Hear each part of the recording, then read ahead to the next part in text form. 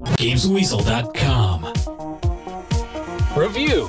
I'm not a big fan of realistic racing games. I much prefer the Burnout school of racing, where the action is fast and furious and the car physics doesn't mean you have to slow down too much for a bend. Either your car grips to the road like a go-kart or you drift around the corners as if driving on ice. Thankfully, Blur is in this fantasy racing category where the speed never lets up and you have the added joy of power-ups. Think of it like Mario Kart with muscle cars, or Wipeout on wheels. The idea of the game is to earn lights and fans by racing well. You earn more lights and fans by coming first, using power-ups, racing through gates called fan runs, and completing other tasks. Earn enough lights, fans, and do other tasks demanded of by your rival at the top of each section of races, and you can race them and win their car, and a handy mod which will make your power-ups even better. There is some element of skill when collecting power-ups, as each one is colour-coded with an icon so you know what you're getting when you drive over it. Mind, Nitro, Repair and Shield are self-explanatory, but there's also Shunt, which is the equivalent of Mario Kart's red shell, Shock, which paves the front of the pack with lightning bolts, Barge, which emits a shockwave hitting everything around your car, and Bolt, which fires electrical darts at your fellow racers. There is some skill in deciding what to collect when, as just like in Mario Kart, being at the front you get pelted with all sorts of weapons which can leave you distraught just before the finish line as everyone races past. The good news is it is a lot of fun to play. The frame rate never seems to slow down despite all the mayhem going on screen, and there's always an excuse to replay races, checkpoint races and destruction races to get more lights and unlock new rivals to race against. And of course, when you're done with single player, you can race online and split screen with up to 3 other players. So if you are into your cars and you're fed up of realistic driving games, but do find games such as Mario Kart a little bit too kiddie for your liking, then Blur is probably for you. In fact, it's the best racing game I've played since Burnout Revenge, so it gets 9 out of 10.